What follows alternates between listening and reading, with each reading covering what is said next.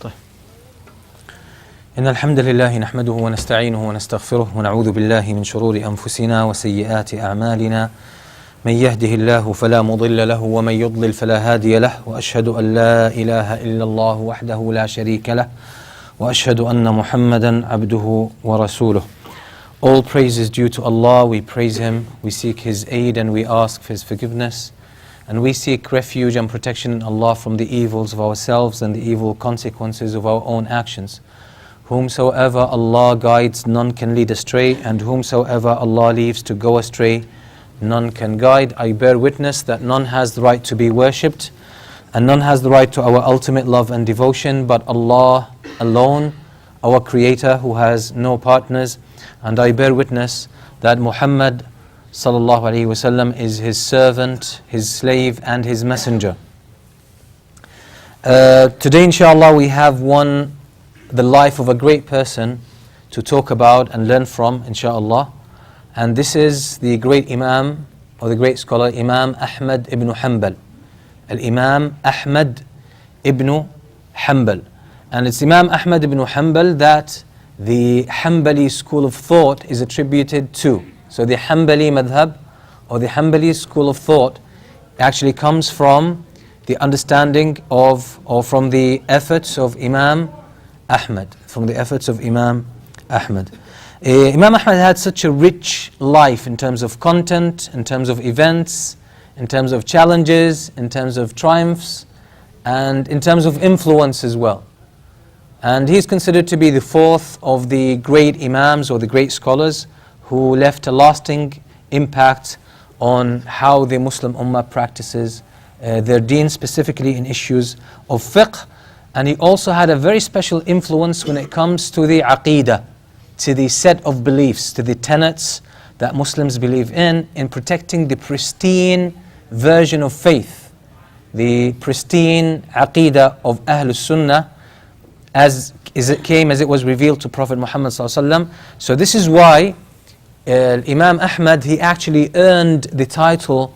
So if you say Imam Ahl Sunnah, the Imam or the leader of Ahl Sunnah, straight away the mind goes to Imam Ahmed Ibn Hanbal. So this is a term that has been applied to many people.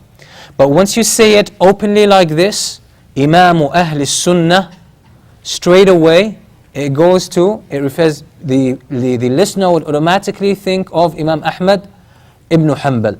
Imam Ahmed Ibn Hanbal. And we will see why this title took so much potential and power with this Imam, with this great personality.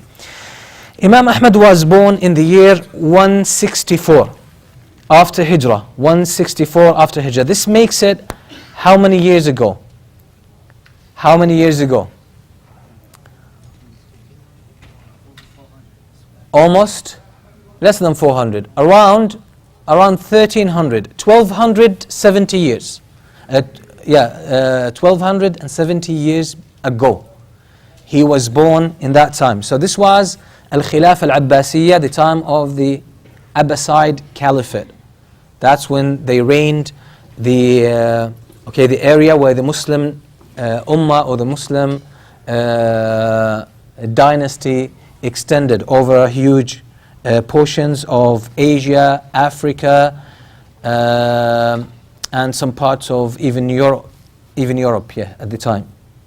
Which is because if you consider Turkey and Chechnya, for example, or certain parts of Russia to be parts of Eastern Europe, so Islam at that time reached those areas as well.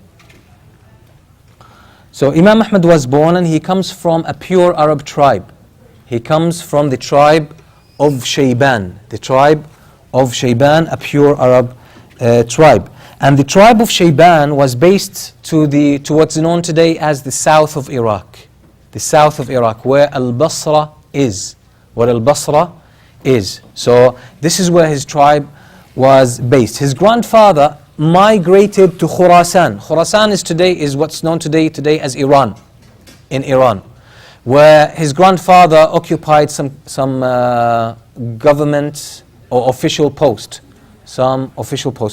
حسام ممكن تخلي الشباب يهدوا شوي الله يكرمك. So his grandfather occupied an official post in Khurasan for the Muslim government there. But then later on his father moved back to Baghdad. And talking about Baghdad, Baghdad was the capital of the world at the time. It was the capital of the world at the time. Science was in Baghdad. Educational institutions were mainly heavily based in Baghdad.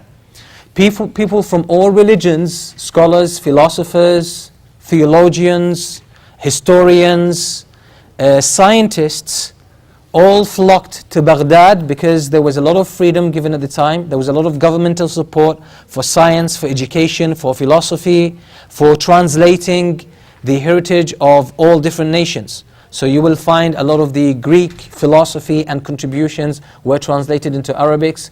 A lot of the Roman philosophers as well, their works were translated into Arabic. A lot of the Persian stuff was translated into Arabic. A lot of Indian tradition was also translated into Arabic. And there were some limited tradition coming from the Far East as well, from Chinese philosophers, that was also translated into the Arabic language. So Baghdad at the time was the hub of education. And it's recorded that students of knowledge, scholars, thinkers came from all parts of the world.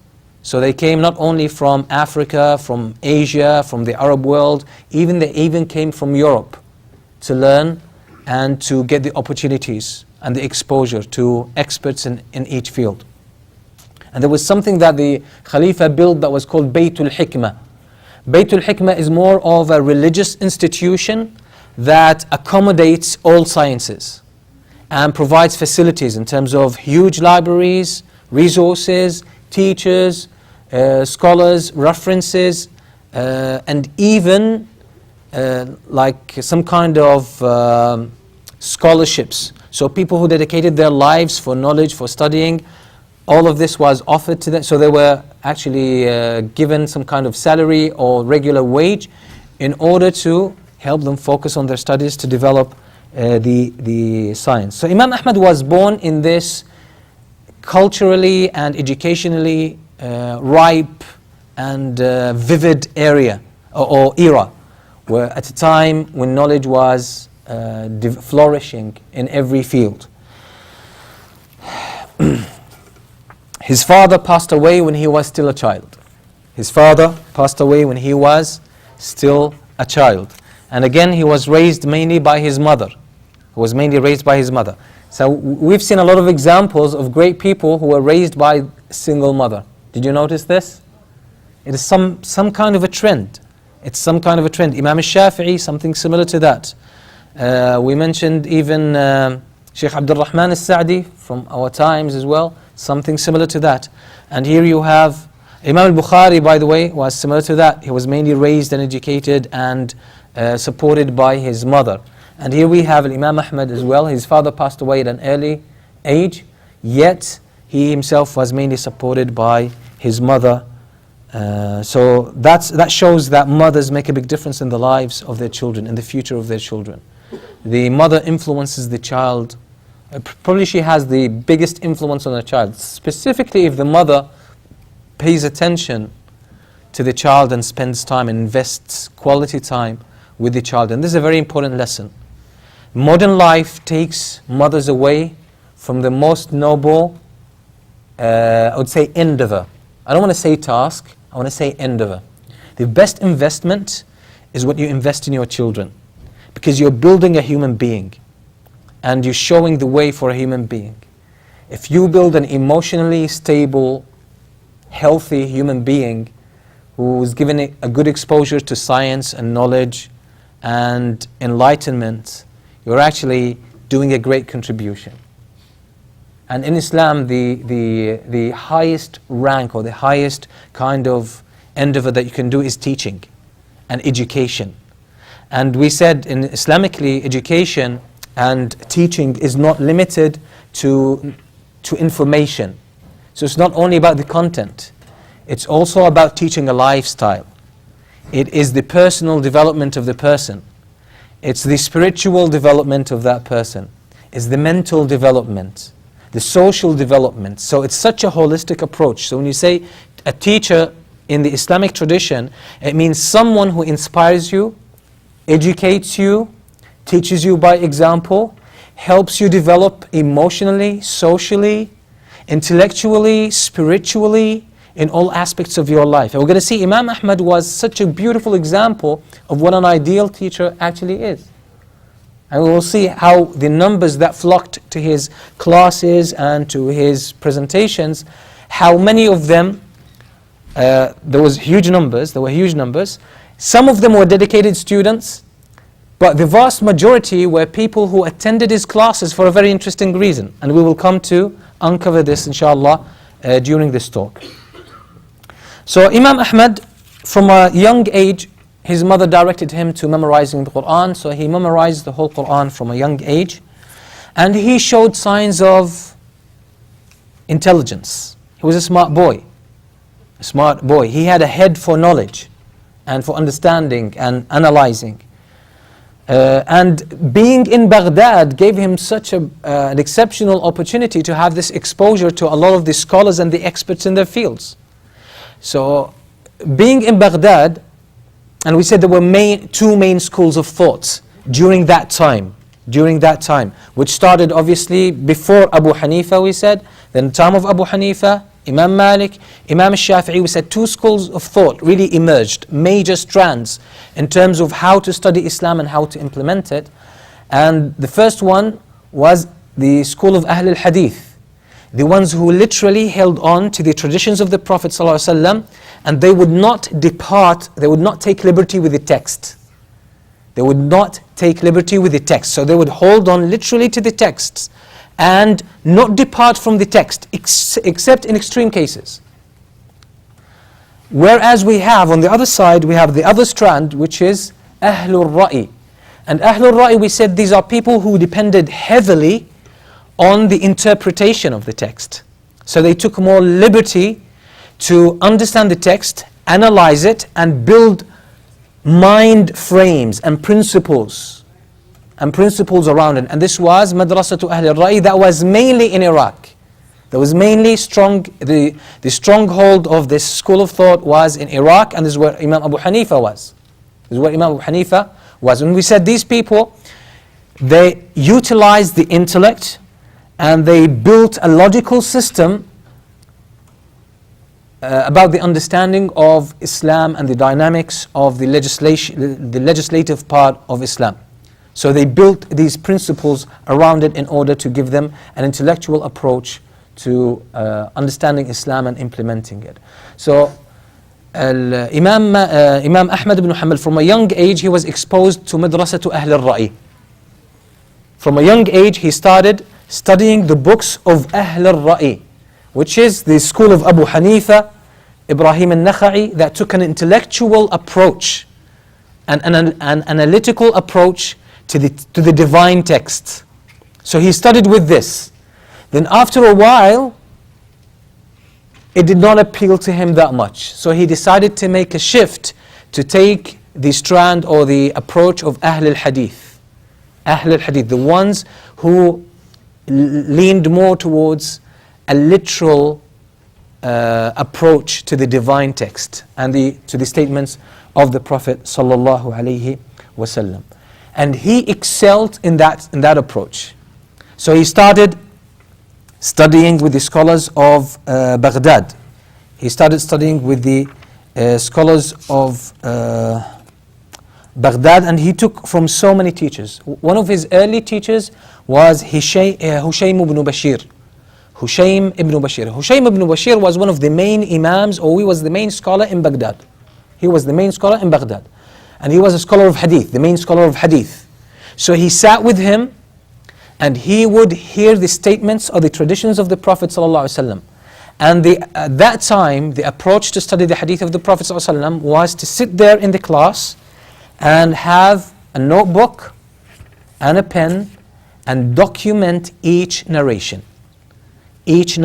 along with the chain of narrators. We said, this was around 180 years after the life of the Prophet ﷺ. how did the early Muslims preserve the statements of the Prophet ﷺ, making sure that they were not changed, they were not distorted, they were not tampered with. What was the tradition? Is oral transmission. Oral transmission. So each one who heard, like the companions of the Prophet, the disciples of the Prophet ﷺ, who were with the Messenger, each one of them heard a few statements from the Prophet. So he would document it. Some of them would write it down, like Abdullah ibn Amr ibn al-As, he wrote things down. Like Muawiyah ibn Abi Sufyan, he wrote the statements that he had from the Prophet ﷺ down. Some other companions as well wrote things down. So each one of the companions, they had a number of ahadith that they documented for themselves, and they would then teach them. After the death of the Prophet ﷺ, they would teach them to their students. Their students kept that record, so they kept it recorded. So they would not say, for example, someone who did not meet the Prophet ﷺ in person. We call these a tabi'een, right? Which is the second generation. These people would not say, the Messenger ﷺ said such and such and such. No. He would say, I heard, or I was taught by Abdullah ibn Umar, the companion of the Prophet ﷺ, that he heard Allah's Messenger ﷺ say such and such and such. So this then second generation would teach it to the third generation in the same style. So the one which is tabi'in, the third generation, how would they teach it? They would not say the Messenger ﷺ said, إِنَّمَا الْأَعْمَالُ بِالنِّيَّاتِ. No, they would say, my teacher so-and-so told me that his teacher, who is the companion of the Prophet ﷺ, heard Allah's Messenger, or heard the Prophet ﷺ say this statement, that he would narrate this statement. This was the only way to narrate hadith. This was the only way to narrate hadith. You had to bring the hadith along with the chain of narration, the people that are between you and the Prophet ﷺ. Otherwise, no one would take your hadith. No one even thought of narrating a statement just like that from the Prophet ﷺ. So this is how it was taught. So they would take a hadith. So the teacher would be speaking, he would be teaching. Imam Ahmed would be sitting in the class, and he would have his pen. So the teacher would say, حدثنا, my teacher, who is so-and-so, who is well-known, famous, for two things. There were two conditions for a person to be considered worthy of narrating the hadith. Two things. First, his honesty and integrity must be established. Must be known as a matter of fact. So this person is so famous, is so well known, he is famous for his honesty and his integrity, so he would not come up with a statement and attribute it to the Prophet. He would not fabricate or make up a statement. That's one. Number two, the person must have a trained memory. A trained memory, strong memory. And these people were known. These people were known. Why? Because just as basketball is today so popular, and there are rules, right? So if you are a novice in basketball, people will find out, right? But if you go to my country, and like if I've never played basketball in my life, maybe once, okay?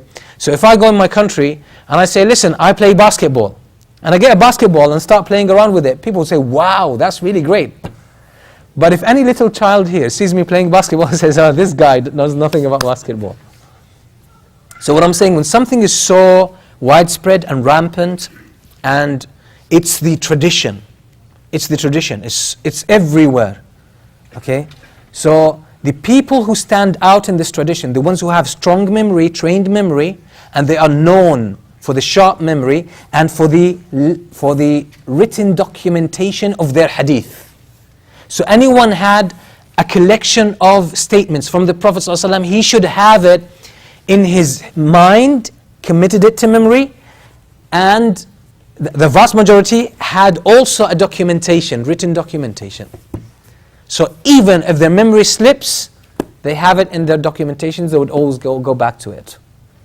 There were certain exceptions who were of exceptional memories, whose oral transmission was respected. Why? Because it was so meticulous and so perfect that there was no way to question it. There was no way to question it. It's just like these math geniuses today. You would trust them and not even trust your calculator. Why? Because these guys have mastered this so well. So there were certain individuals like this, but the majority were people who committed the hadith to memory, and then they would document it as well in a written format, so they have it double checked. And that's the only time they would teach it. So Imam Ahmad sat down and he followed the same tradition. So after learning all the collection of hadith, the statements of the Prophet ﷺ, that Hushaym ibn Bashir has worked all his life to learn and accumulate, he still stayed with him and learnt until Hushaym ibn Bashir passed away. After that, Imam Ahmad looked around in Baghdad. He found that there was no other teacher to teach him there who was up to his own level.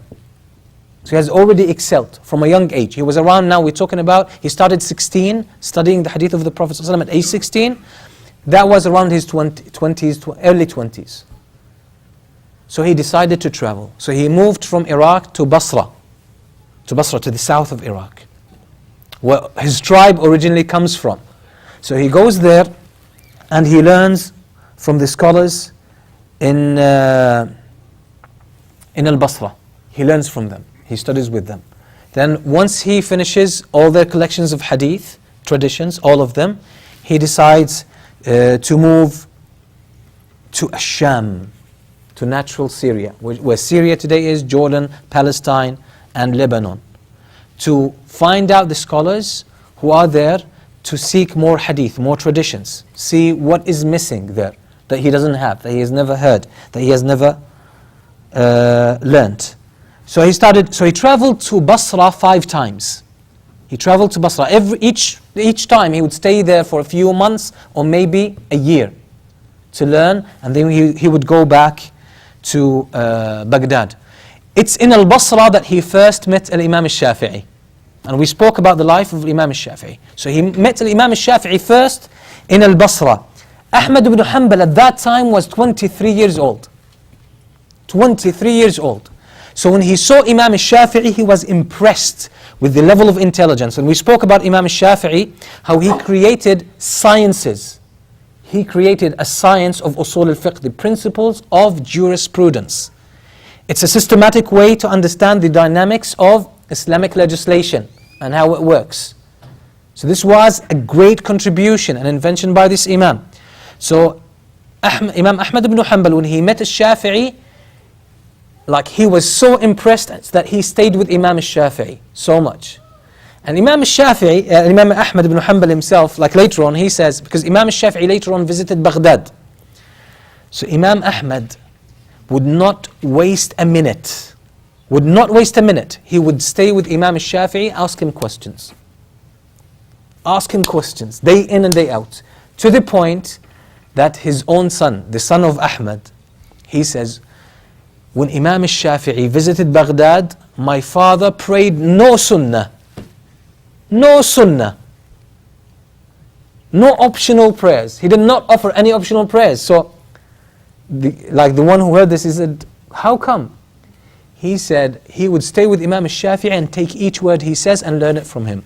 And he said, he used a statement, فَضْلُ الْعِلْمِ خَيْرٌ مِنَ الْعِبَادَةِ, that knowledge in Islam has more precedence than voluntary acts of worship. Why? Because knowledge is light. So he would give preference to learning rather than doing voluntary acts of worship. And if someone asks, maybe it was Imam Ahmad, he didn't pray more voluntary prayers. Maybe it was his habit. One of his sons, I believe Abdullah, he says, I observed my father and I counted how much he prays voluntary prayers on a daily basis. And guess what the number was? In average. Voluntary prayers. I'm not talking about the 5 daily prayers, the obligatory ones. I'm talking about voluntary prayers. How many? Can anyone have a guess? Give me a wild guess. Someone said 100. How would you fit 100 in a day? 50. Can we have an auction? 12. Actually more. 15. More. More. We said more than 50. More. 100 more. 175? 200. Who said 200? Yes. Imam Ahmed would pray 200 voluntary rak'ahs. 200 units of prayer. Voluntary. Don't ask me how he would fit that in, but that was known about him. That was known about him. And he would spend a lot of time studying. So you would imagine what kind of, like, where did this guy get time from? How could he fit all of this in one day? Subhanallah. ذَلِكَ فَضْلُ اللَّهِ يُؤْتِيهِ مَن يَشَاءُ. If Allah blesses a person, the physical dynamics of the world will change for that person. The physical dynamics will change. Okay. So Imam Imam Ahmed Ibn Hanbal, we said, went to Al-Basra a few times. Then he had a friend, one of the main scholars of Al-Hadith. But this scholar of Hadith, his name is Yahya ibn Ma'in. He has a specialty. His specialty was ilm al-rijal. Ilm al-rijal, which is knowledge of the narrators of Hadith. So he specialized in ilm al-rijal, which is the knowledge of the narrators of Hadith. Who are the narrators? Are they reliable? Are they honest? Do they have integrity? How is the level of their memory? Should we accept their narrations or should we question their narrations? He was a master in that field. He was a friend of Imam Ahmed. They decided to travel from Baghdad to Yemen. And that would take them 2 months. 2 months and a half. 2 months and a half to travel from Baghdad to Yemen. So they decided on the way to do Hajj in Mecca, because that would be the time for pilgrimage. So they decided to travel from Baghdad to Mecca to perform pilgrimage, Hajj, and from Hajj they would go to Yemen. Why? To Yemen to study with one of the greatest scholars, Imam Abdul Razzaq As-San'ani. Abdul Razzaq As-San'ani, one of the main scholars of Hadith from Yemen, who wrote the great collection called Musannaf Abdul Razzaq. Musannaf Abdul Razzaq. Abdul Razzaq As-San'ani was called Imam Al-A'immah, the leader of the Imams, the Imam of the Imams. This is how high, he was of such high caliber that he was called the Imam of the Imams. Like you see the teachers, he's the teacher of the teachers. So they decided to set out on a journey, make Hajj pilgrimage on the way, and then carry on to Yemen to study with Abdul Razzaq As-San'ani. So they go to Mecca. They perform Hajj in Tawaf. Yahya ibn Ma'in says, wow, we don't have to go to Yemen. Abdul Razzaq As-San'ani is here. He's doing Hajj. He's doing pilgrimage. So they said, Alhamdulillah, we don't have to carry on because the journey was long. Traveling in the desert from Mecca to Yemen at that time, it would take a month. A month. By the way, Imam Ahmed made Hajj or pilgrimage a few times. I think 3 or 4 of them walking from Baghdad to Mecca. On his feet. On his feet. 3 to 4 Hajj he made on his feet. That's Imam Ahmed. Okay. You think that's crazy? There are people actually, I think there was a person, he was on the news in Saudi Arabia, and he was so old, I think he was past 100, very old. And he said, he lived in the south of Saudi Arabia, I think it was in Jizan, very close to Yemen. He said, I made Hajj probably 5 times walking on my feet in his life. So there are people who do it. So Imam Ahmed made Hajj a few times on his feet. So they meet Abdul Razzaq As-San'ani. So Yahya ibn Ma'in, the friend of Imam Ahmed, he says, Alhamdulillah, we don't have to go to Yemen. I want to show you one aspect of Imam Ahmed's character that made him excel. Persistence. Persistence. When he had something in his mind, he would not give up on it, no matter what it takes. So he says to his friend Yahya ibn Ma'in, I left Baghdad with the intention to go to Yemen, and I'm not changing my intention. We're going to go to Yemen. We're going to go to Yemen. We're going to go and stay with him in Yemen. We learn everything from him. Only then we will leave. So they sit with Abdul Razzaq As-San'ani in Mecca, they learn from him. Then he heads back to Yemen, they go back. They go with him to Yemen and they spend some time. Another aspect of Imam Ahmed, he was still young at the time, maybe 20s. His money runs out. He runs out of money. He doesn't have finances in Yemen. Stranger, he's a stranger. His teacher, Abdul Razzaq As-San'ani, says, somebody told me that Ahmed, this young man, ran out of finances. And he's a stranger. So Abdul Razzaq As-San'ani approaches him and he says, these are 10 dinars. 10 dinars is such a huge amount of money. It's not like simple. We're probably talking about a couple of $1,000. He says, this amount of money, take it to provide for yourself. So Imam Ahmed says, Wallahi law qabiltuha min an-nas la qabiltuha mink. If I would accept from people, if I accepted from people, I would accept it from you. But I don't take money from no one. I don't take no money from no one. So what are you going to do? Imam Ahmed had a craft. He could do something handy. I don't know exactly what it is. It was called a duck. I don't know a duck, but it could be working with stones for building houses. So what does he do? He divides his day. Half of it learning, going to the class. The other half he goes and works in construction. That's Imam Ahmed. He works in construction. And then he finds a job as what? Guess at what? As a personal assistant to someone, doing the hard jobs. Carrying stuff, moving stuff for someone. That's Imam Ahmed. So he divides his day like this. Part of it to work and get enough money to survive, and the other half is actually learning and studying. Until they learn everything from or everything they could from Abdul Razzaq As-San'ani. But as we said, Imam Ahmed had a habit of documenting everything in writing, although he had a sharp memory. So all the ahadith he knew, he learned them by heart. He learned them by heart. And we're going to come to one of the scholars of hadith, I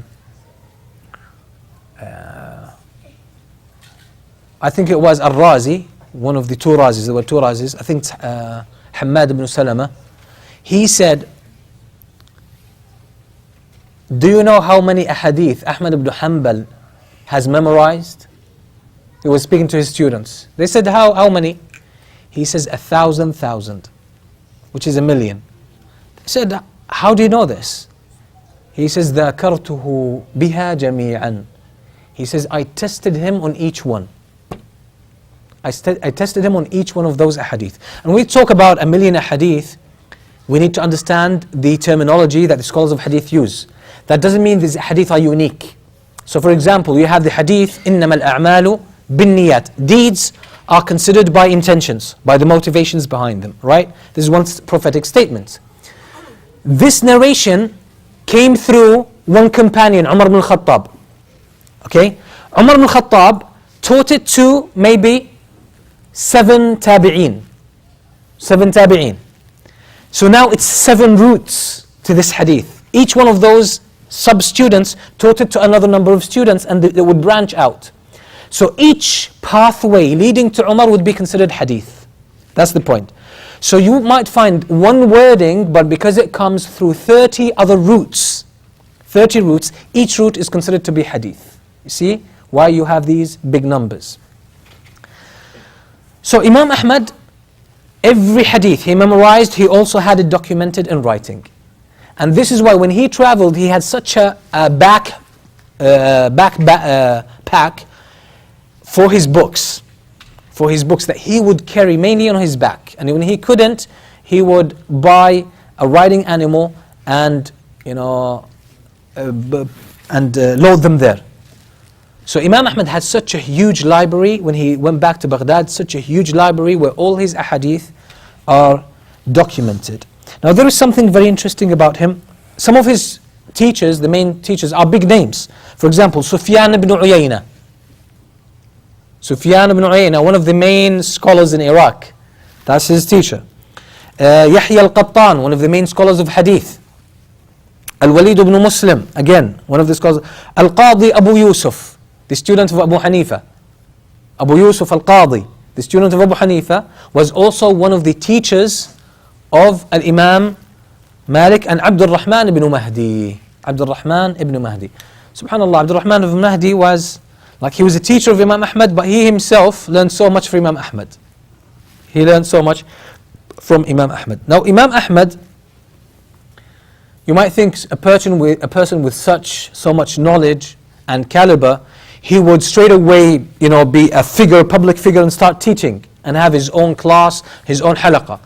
Imam Ahmad refused to teach in public until he reached the age 40. He did not have a halaqah. He did not teach. He did not teach in public at all. He would not give a fatwa, except in extreme cases where he had to. Until he reached age 40, only then he became public. He opened himself to teach in public and have students. Only the age 40. There are, some of the people who wrote about his life, they say probably he thought that was the age of maturity, intellectual and personal maturity. So a person has experienced life enough to develop a good level of wisdom where he could actually be in a good position to teach. So that was Al-Imam Ahmad. And we said he traveled to different countries to learn, and then he went back to Baghdad. As I said, this is where he started teaching at age 40. Once he did that, people flocked to him. People flocked to him. They realized how authentic his knowledge is. And we said his knowledge was vast. He didn't only excel in the science of hadith, but he excelled in fiqh, and he excelled in aqeedah, the belief, the tenets, the articles of faith. So people came to him. His general halaqah, when he taught, there were 5,000 people. 5,000 people would attend his halaqah. And at those times they had something they called muballighin. Muballighin. They didn't have speakers, there was no electricity, right? How would a person speak and 5,000 people would be able to hear? They had something called muballighin. What's muballighin? There would be people spread around the audience in a certain order, at a certain distance from the speaker every time, and they would give their back to the speaker. So when they hear what the Imam says, and when he was teaching hadith, it wasn't so much like I'm talking to you, it's like speech, repetitive speech. No, he would be saying statements from the Prophet ﷺ. So they would speak relatively slowly, and there would be specific statements. So those muballighin, the ones who would convey to the ones who are far from the Imam that they could not listen to him. So they were dispersed among the congregation. Now, what they say, one of his main students, he says that 5,000 people would attend his halaqah, 400 to 500 would be serious students who would be taking everything carefully, and the rest of them would just observe Imam Ahmad and learn from the beauty of his character. So other people just wanted to look at Imam Ahmad and learn from him, because his majlis or his halaqah was characterized by so much what we say waqar. There was so much calm and peace and serenity in his presence. Imam Ahmad was a very respectful, reserved person. Reserved person. Imam Ahmad would not, by the way, speak about any matter of the dunya, anything. Imam Ahmad only spoke about Allah, about fiqh, about hadith, and that's it. He would not speak of anything else. He would not speak of anything else. And if someone spoke about something else, he would leave. If someone spoke about, for example, travels or about food, he would leave and he would not talk. He took it to that level for himself. He made a choice. That doesn't mean, it's haram to talk about food, it's haram to talk about cars, it's haram to talk about clothes. No, it's not haram. But sometimes there are people who realize for themselves they want to take the harder approach. They want to live a life of austerity. And that was Imam Ahmad. He lived a hard life. And Imam Ahmad was offered oftentimes a lot of support, and he would not accept any in his life. He lived a hard life. He wouldn't eat much.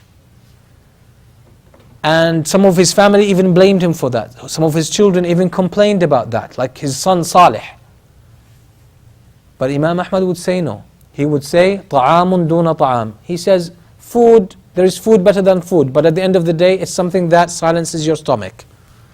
So most of the time, what would he eat? Dry bread.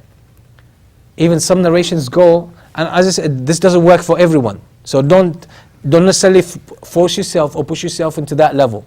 Okay? Some things might be good for a person, but might not be good for you. So each one should know themselves.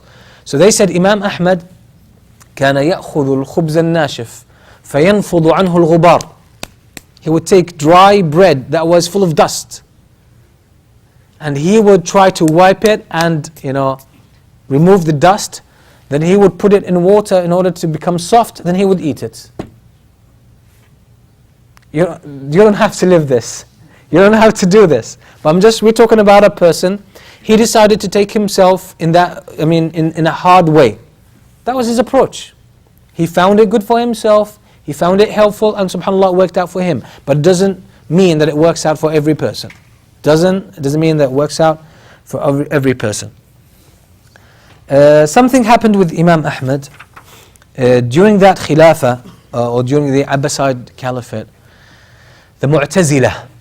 And Mu'tazila depended heavily on the intellect, in the sense, on logic. Okay? And logic could go wrong. I mean, you have your logic, I have my logic.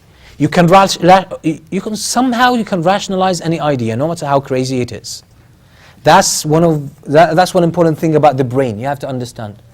The brain can rationalize and justify any crazy idea you come up with. That's how the intellect works. You can justify it, because there's a lot of bias in the mind. Logic is not so solid. Logic is not so solid. So this is why philosophers literally, philosophy has become what? Perspectives. There's this school of philosophy, there's that school of philosophy, right? And each school is different, and it seems to be consistent within its own boundaries. It seems to present consistent arguments. But when you conflate these arguments, they seem to be contradictory against one another. So who's more correct? With the brain alone, with logic alone, you cannot reach the truth. That's why we need revelation. Revelation becomes the reference point. Otherwise, the intellect can go wrong. You want to justify, for example, any kind of sexual orientation? You're going to find proofs, right? You're going to say, oh, there are animals who do it. There are animals who do this kind of sexual practice. So that means, well, it's normal. Well, animals do a lot of things that you won't do still, right? Why don't you use the same argument with other things? You don't, because you're selective. So we need to understand the limitations of the logic and the brain. So the Mu'tazila depended heavily on Greek philosophy. And they took these principles of logic and philosophy, and they tried to implement it to revelation. So they tried to understand the divine. That's Allah subhanahu wa ta'ala. They tried to understand and sort of systemize the names and attributes of Allah, asma and the sifat, in a logical, philosophical manner.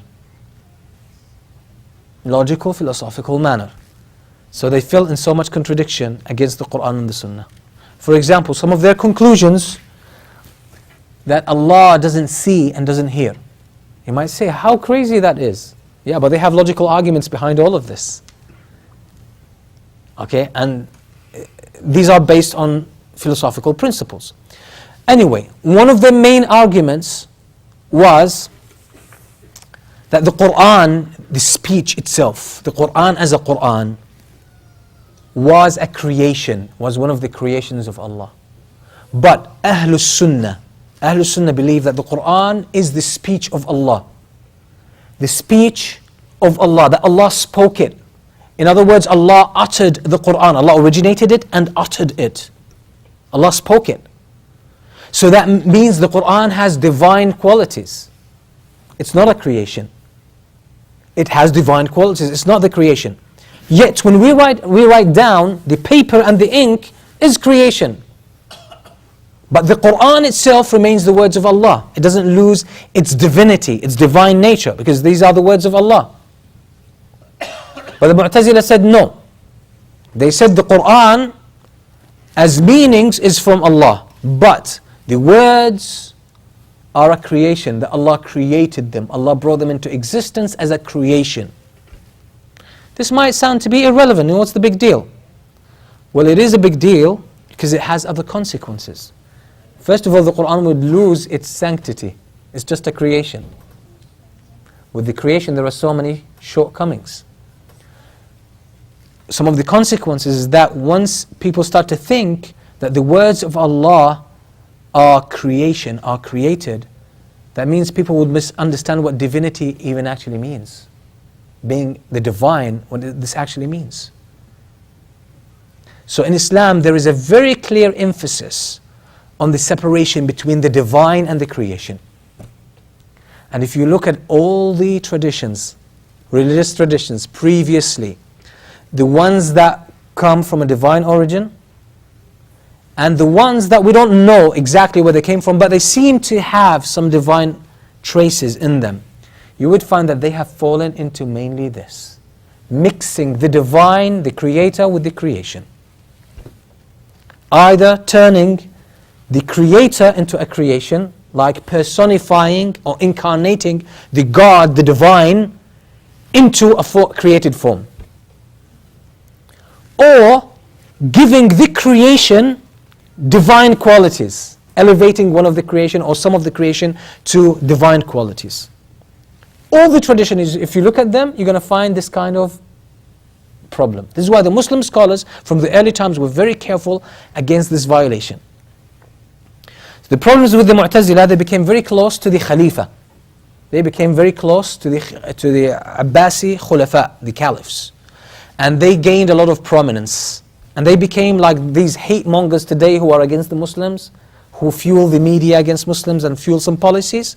The same thing. These people captured the media outlets and the power that is with the governors and with the caliphs, and they started spreading their poison. And then they would incite against Ahlul Sunnah. So there was a guy called Ibn Abi Du'ad.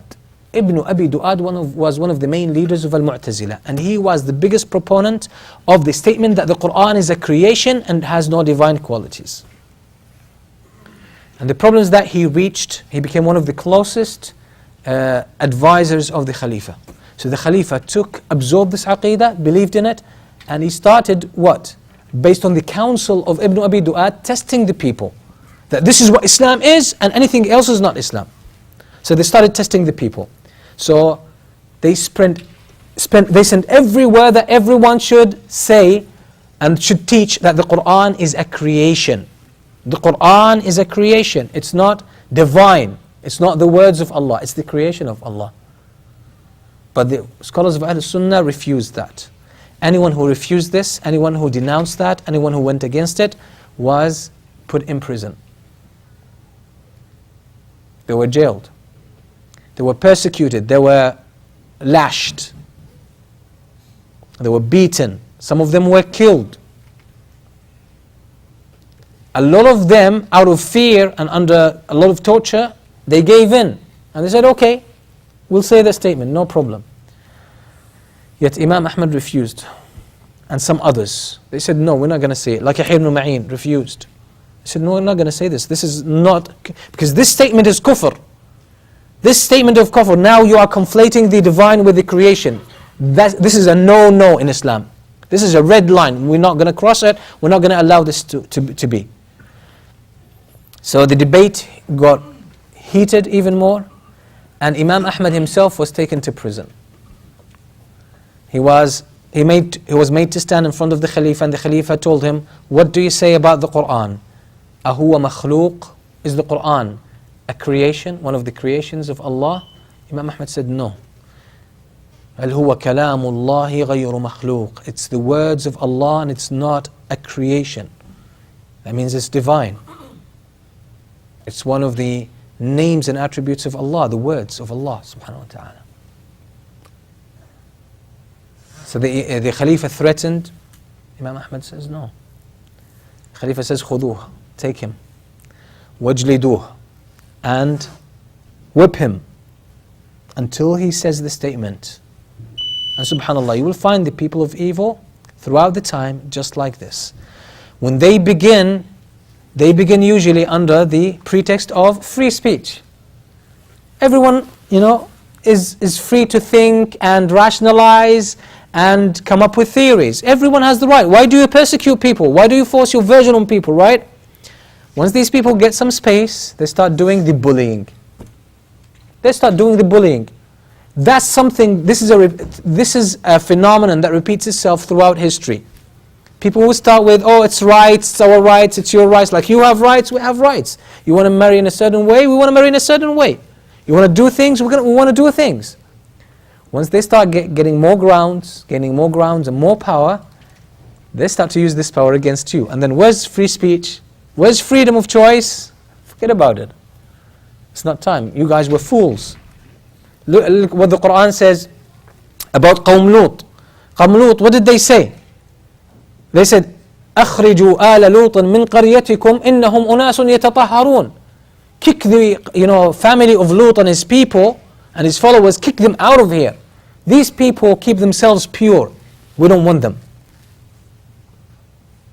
Any kind of departure from human fitrah, from the way of Allah subhanahu wa ta'ala, any kind of departure from it, it starts as a small strand and then it tries to create legitimacy for itself by playing on correct principles.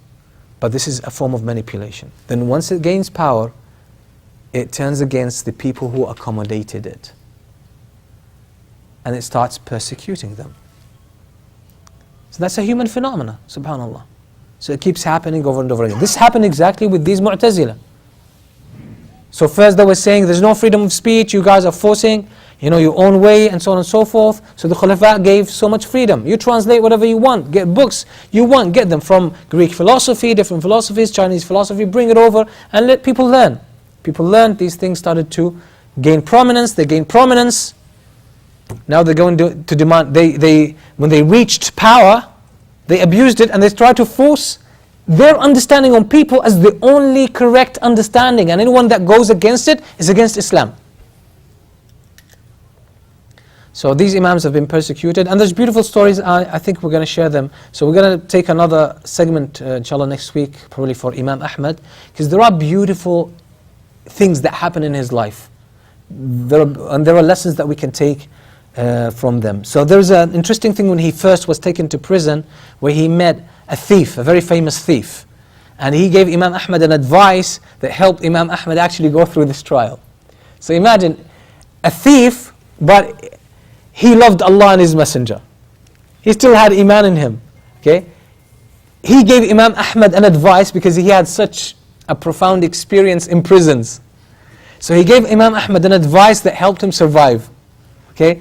And it gave a lot of support, like emotional support to Imam Ahmed. So Imam Ahmed's predicament lasted for such a long time. I think he stayed in prison for about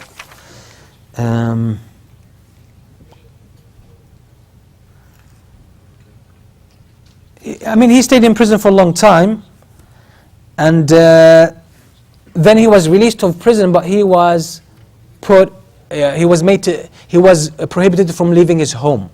What do you call this in English? House arrest, yes. He was put under house arrest for 5 years after spending so many years in the prison, much more time in the prison. And then afterwards, subhanallah, when Khalifa Al-Mutawakkil took over, he was from Ahlul Sunnah. He was against the Mu'tazili Aqidah. He released these scholars, he released Imam Ahmed, and he gave Imam Ahmed such a high position. SubhanAllah, this trial brought Imam Ahmed to high prominence. He became the #1 scholar of all time. And because of his strong stance in protecting the Aqidah of Ahlul Sunnah, that the Quran has divine qualities, it's the words of Allah, it's not a creation, Allah subhanahu wa ta'ala gave him so much prominence. So people recognized Imam Ahmed as the number one Imam of their time. The number one. So this is why a lot of the scholars said, حَفِظَ اللَّهُ الْأُمَّةَ بِاثْنَيْنِ. Allah preserved this ummah with two people. بِأَبِي بَكْرٍ Ibban Harb al-Ridda, with Abu Bakr, when the Prophet ﷺ passed away and some people apostated, Abu Bakr fought them. So Allah preserved the ummah through Abu Bakr. وَبِالْإِمَامِ أَحْمَدٍ فِي فِتْنَةِ خَلْقِ الْقُرْآنِ. And Allah protected this religion through Imam Ahmed, when he stood against, or he stood in the face of this fitna of khalq al-Quran, of saying the Quran was a creation and was not divine. So Imam Ahmed made a lot of sacrifice, and afterwards, as I said, he was recognized as the top authority of his time. There is something interesting as well about his madhab, so we will share inshallah next week some of the interesting incidents that happened in the life of Imam Ahmed and what we can learn from them today. And we will share some things about his madhab and his approach to fiqh, and how it impacted a huge chunk of the Muslim ummah. But we are in front of a giant, just like we did when we studied the life of Imam Abu Hanifa and Imam Malik and Imam Shafi'i. These are real giants, and subhanAllah, Allah gave them so much influence, because definitely there was something very special about them, and I believe this is the integrity and the sincerity they had in their hearts. So hopefully this is enough for today. Inshallah next week, as I said, we'll have another session on Imam Ahmed. Jazakumullah khair wa sallallahu ala nabiyyina Muhammad wa alihi wa sahbihi wa sallam. We'll take a couple of questions if there are any questions. No questions? Yes.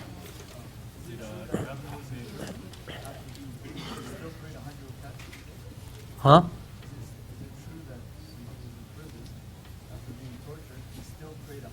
Yes, Imam Ahmad, he maintained his prayer. So in prison probably he's shackled and so on. So maybe he would pray while seated or something. But yes. And also Imam Ahmad was a person who fasted almost all days. Almost. But he would break his fast sometimes because he doesn't want to go against the hadith of the Prophet ﷺ. But he fasted most of his days. And in prison he maintained his fast as well. So your question.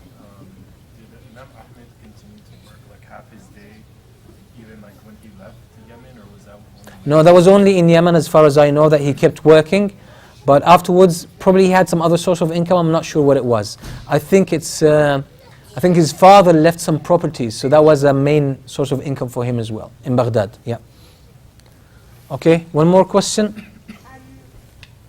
You said he didn't pray Sunnah when he was with Imam Shafi'i. Yes. But he still prayed 100 or 200 rakats. Yes, I mean, that's a good question actually, mashallah. Yes, when Imam Shafi'i came and he would learn from him, so he would learn and he would have no time to pray the Sunnah. But when Imam Shafi'i, and that was probably for a few weeks, but when Imam Shafi'i left, he would go back to pray his 200 rak'ah. Yes. Jazakallah khair. Okay, barakallahu feekum. Wa sallallahu wa sallam ala nabiyyina Muhammad wa alihi wa sahbihi wa sallam.